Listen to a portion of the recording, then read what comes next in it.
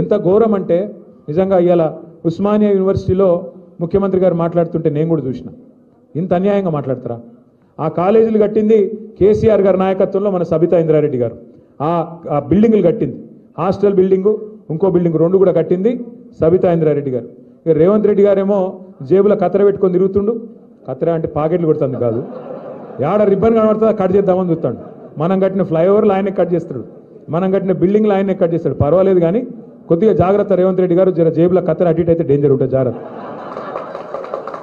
ఎందుకంటే ఆయన మాట్లాడే మాటలు ఎంత వికారం మాట్లాడి నాకు అర్థం కాదు. ఒక్కటంటే ఒక్క మాట, సక్కటి మాట మాట్లాడతాడా? అరే తెల్లారు లేస్తే గలీజ్ మాటలు, నీ పేగులు కట్ చేస్తా, మెడలు వేసుకుంటా, గుడ్లు వికి గోటీలు ఆడతా. పేగులు మెడలు వేసుకుంటేది బోటీ తింటాడా? ఏమన్నా బోటీ కొట్టేటాడా? నాకు అర్థం కాదు. అరే పేగులు మెడలు వేసుకుంటాడు ఎవడన్నా ముఖ్యమంత్రి? నాకు అర్థం కాదు ఇంత గలీజ్ మాట. ఇంకా ఘోరం ఏంటంటే ఇప్పుడు నువ్వు హామీలు ఇచ్చినావు, 100 రోజులు అన్నావు, 100 రోజులు అమలు చేయకపోతే ఇక ఈ చంద్రుడు అదేమన్నాడు, ఈ సూర్యుడు ఇటు సూర్యుడు అటు ఓడిచినా అటునోడు ఇటు వచ్చినా నేను అమలు చేసి తీరుతా అన్నాడు. మరి అయితే పైసలు ఎడికెళ్ళి వెళ్తాయంటే మాకు తెలియలేదా కాంగ్రెస్ వాళ్ళకు? మేమందరం కూడా 6 ఫీట్లు ఉన్నాం ఒక్కొక్కడు. నేను 3 ఫీట్లు ఉన్నా కానీ ఆ ఉత్తమ్ కుమార్ రెడ్డి 6 ఉన్నాడు, ఆ జానారెడ్డి 6 ఫీట్లు ఉన్నాడు, అందరం కలిసి చేస్తామన్నారు. మరి ఏమా ఈరోజు 20 నెలలు ఒడిసిపోయాయి, ఇంకో 4 నెలలు అయితే 2 నెలలు అయిపోయాయి, మిగిలిన 40% టైం అయిపోయింది. ఆఖరి సంవత్సరం ఎలక్షన్ టైం అయినా, మిగిలింది ఇంకో 2 నెలలే. మరి ఏమైనా అని ఈ హామీలు అంటే ఇప్పుడు రేవంత్ రెడ్డి గారు కొత్త రాగం ఎత్తుకున్నాడు. ఏమంటాడు? లంకె బిందెలు ఉంటాయనుకొని వచ్చినా లేవు. ఎవడు చూస్తాడు లంకె బిందెల కోసం? ఎవరు ఎత్తుకుతారు లంకె బిందెల కోసం? లంకె బిందెలని మాట్లాడతాడు ఎవరైనా ముఖ్యమంత్రి? గింత అన్యాయం మాటలా? ఇంకా ఘోరం. ఇప్పుడు మనందరికి ఇక్కడ కూర్చున్న వాళ్ళందరికీ అప్పు ఉందా లేదా? అప్పు లేనివాడు ఎవడనుంటే చేయలే అవటరా జీవన్ రెడ్డి? అప్పు లేనివాడు ఎవడు లేడు. కానీ అప్పు ఉంటే కూడా ఏం చేస్తాం మనం? మార్కెట్ మంచిగా లేదు. రేవంత్ రెడ్డి వచ్చినాక, కాంగ్రెస్ వచ్చినాక రియల్ ఎస్టేట్ సంకనాకిపోయింది. ఇక అసలు ₹1 ఉడతలేదు, కొనేటోడు లేడు, అమ్మేటోడు లేడు, అడిగినోడు లేడు. ఇదివరకు 30,000 గజం ఉన్నది ఇలా 19,000కి అమ్ముకుంటాను దిక్కులేక. అక్కడక్కడ ఇక బిడపెయిన్లో ఏదైనా అర్జెంట్ అవసరం ఉంటే అమ్ముకునే పరిస్థితి వచ్చింది. మరి ఈ పరిస్థితులల్లో అప్పు ఉన్నా కూడా ఏం చేస్తాం మనం? లోపల బనీన్కు పొక్కలున్నా మీదికెళ్ళి మాత్రం కడక్ అంగి వేసుకొని బయట తిరుగుతామా లేదా? ఎందుకు? మళ్ళీ ఎవడన్నా అప్పు ఉడుతుందో పుట్టదో అని. కానీ ముఖ్యమంత్రి ఎట్లున్నాడు? ఏం చెప్తున్నా ఆయన? నేను ఢిల్లీకి పోతే నాకు అపాయింట్మెంట్ ఇస్తలేరు, చెప్పులు ఎత్తుకపోతే అపాయింట్మెంట్ ఇస్తలేరంటే ఏమనాలి ముఖ్యమంత్రి? ఏం చెప్పారు మీరు? నాకు అర్థం కాదు. ఎవడన్నా చెప్పుకుంటాడు అట్లా? ఏం లేకపోయినా కడక్ అంగి వేసుకొని చాలు మాకేమైంది రాబాయి, నువ్వు 1,00,000 కాదు 2 లక్షలు ఇస్తారు రేపటివరకు డామ్ డూమ్ అని కొడతాం, నడుపుతాం. ఎందుకంటే నడపాలి, దుగ్నం నడపాలి. కానీ ఈ ముఖ్యమంత్రి గారు ఇంకా ఘోరం. మరి ఏమైనా నువ్వు గిన్ని హామీలు ఇచ్చినావు, ఏం సంగతి అంటే ఈ మధ్యన కొత్త డైలాగ్ ఎత్తుకున్నాడు.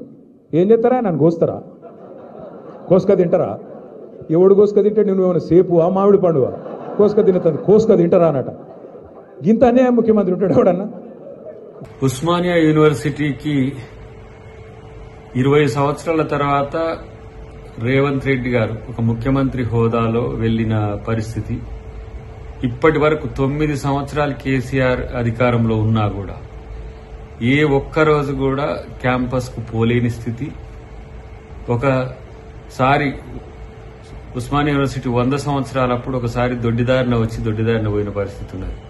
కానీ ఈరోజు ఠాగూర్ ఆడిటోరియమే కాదు, హాస్టల్లో ఓపెనింగ్ తో పాటు మళ్లీ డిసెంబర్ నెలలో, వీలైతే డిసెంబర్ 9న సోనియా గాంధీ పుట్టినరోజు, ఆ రోజే తెలంగాణ డిక్లేర్ అయిన రోజు నాడు విద్యార్థులకు పెద్ద ఎత్తున మేలు చేయడానికి నేను వస్తా అని చెప్తే హరీష్ రావు ఏదో కామెంట్ చేస్తా ఉన్నాడు, రా చూసుకుందామని. ఎప్పుడు వచ్చినావు కనుక నువ్వు ఉస్మానియా, మీ మొహాలకు ఎప్పుడన్నా ఉస్మానియా యూనివర్సిటీకి వచ్చి స్టూడెంట్స్ ఏమైండ్రు, వాళ్ళ పరిస్థితులు ఏంటి, వాళ్ళకు ఉద్యోగాలు ఇవ్వాలన్నా? ఉద్యమంలో మాత్రం వాళ్ళని ఇష్టానుసారంగా వాడుకున్న పరిస్థితి ఉన్నది. ఏమంటారు కదా, ఏరు దాటేదాకా ఏరు మల్లన్న, ఏరు దాటినాక బోడి మల్లన్న అన్నట్టుగా ఇన్ని రోజులు మీరు చేసిన ప్రయత్నం ఏందో విద్యార్థులకు అందరికీ తెలుసు. ఉద్యోగాలే కాదు, ఉస్మానియా యూనివర్సిటీని 1000 కోట్ల పైచిలకు ఈరోజు పెద్ద ఎత్తున అభివృద్ది చేయడానికి ఒక మంచి ప్రణాళిక, ప్రపంచ స్థాయి యూనివర్సిటీలతో ధీటుగా దాన్ని ఎదిగించే ఒక ప్రయత్నం ఇవాళ రేవంత్ రెడ్డి గారు చేస్తుండ్రు. కనీసం మీరు సిగ్గు తెచ్చుకోండి.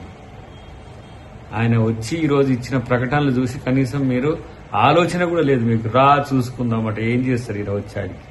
హరీష్ రావు అయినా ఇంకెవరైనా సరే మీరు చేసేది ఏముంది అక్కడ? ఇదే కేసీఆర్, హరీష్ రావు, కేటీఆర్ ఏం చేసిండ్రు? శ్రీకాంతాచారి చనిపోయిన రోజు గుర్తుంచుకొని మురళీ ముదిరాజ్ అనే తమ్ముడు ఆత్మహత్య చేసుకుంటే పరామర్శకు పోతే మా మీద కేసులు పెట్టి జైల్లో పెట్టిన చరిత్ర మీద. కనీసము మీ నియోజకవర్గం గజ్వేల్లో ఒక ముదిరాజ్ బిడ్డ చనిపోతే కనీసం పరామర్శ లేకుండా పరామర్శ కొరకు పోయిన వాళ్ళ మీద మా మీద దేశద్రోహ కేసులు పెట్టి మమ్మల్ని జైలు వేసిన చరిత్ర మీద. మీరు ఎలా నిజంగా కూడా క్యాంపస్కి వస్తే మీది ఏందో, మీ జాతకం ఏందో తెలుస్తుంది. ఉద్యమాలు చేసిన గడ్డే కాదు, ఎన్నో త్యాగాలకు మిమ్మల్నే కాదు నిజాంను సైతం వ్యతిరేకించిన, బ్రిటిష్ను సైతం వ్యతిరేకించిన ప్రాంతం అది. కాబట్టి మీలాంటి దొరల రాజ్యాన్ని వాళ్ళు ఏం కోరుకోలే. ఇలా ముఖ్యమంత్రి గారు అక్కడికి వచ్చిండ్రు అని అంటే ఎంత ప్రేమతో, స్టూడెంట్స్ అంటే ఎంత ప్రేమతో, మీరెన్నో అడ్డంకాలు సృష్టించచ్చు అని కూడా ఆయనకు తెలుసు సమాచారం. అయినప్పటికీ కూడా ఈరోజు విద్యార్థులంటే, ఇలా ఉస్మానియా యూనివర్సిటీ అంటే, యూనివర్సిటీస్ అంటే, విద్య అంటే అంత ప్రయారిటీ ఇవ్వాలని తెలంగాణ ప్రభుత్వం ఆలోచిస్తుంది. కాబట్టి ముఖ్యమంత్రిగా వారు మీలాంటి వాళ్ళు చేసే ఆగడాలను ఊహించి కూడా రావడం అనేది జరిగింది. చూసుకుందాం. ఎందుకంటే ఇలా విద్యార్థులకు మీరు మేలు చేస్తారా, మేము మేలు చేస్తామా అనేది రేపు భవిష్యత్తు చెప్తుంది. చరిత్ర మాత్రం విద్యార్థులను, ఉద్యమాలను అనగదొక్కి ఉస్మానియా యూనివర్సిటీ అస్తిత్వాన్ని ఇలా అనగదొక్కాలని చూసిన మీకు తగిన బుద్ధి విద్యార్థులు చెప్తారనే విషయాన్ని గుర్తుంచుకుంటే మంచిది. 1000 కోట్ల పైచిలకు ఉస్మానియా యూనివర్సిటీకి ఇచ్చే కాంగ్రెస్ వైపా, అసలు ఉస్మానియా యూనివర్సిటీనే చరిత్ర నుంచి తీసేయాలనుకుంటున్న బీఆర్ఎస్ వైపా, నిరుద్యోగులకు ఉద్యోగాలు ఇచ్చి మంచి విద్యను అందించాలన్న రేవంత్ రెడ్డి గారి వైపా, అసలు ఉద్యోగాలు ఎందుకు వాళ్ళను ఏమంటాము చేపలు, గొర్రెలు, బర్రెలు పెంచుకోవాలనుకున్న కేసీఆర్ వైపా. నేను విద్యార్థులకు కూడా చెప్తున్నా, ఇన్ని మంచి పనులు చేయాలనుకుంటున్న రేవంత్ రెడ్డి గారి వైపు ఉండాలనేదే మా యొక్క కోరిక. ఇంకా చెప్పాలంటే ఇవాళ మళ్లీ దొర రాజ్యాన్ని తీసుకొచ్చి మేం తెలంగాణను మా బానిస రాజ్యంగా చేసుకుంటున్నా అన్న దొరల వైపు ఉంటే మనకు లాభం లేకపోగా మళ్లీ విద్యార్థులను మళ్ళా గొర్రెలు, బర్రెలు, చేపలు, చెప్పులు ఇట్లా కుట్టుకునే వాళ్ళుగా మీరు ఉండాలని కోరుకుంటున్న వాళ్ళ వైపు వెళ్ళకండి.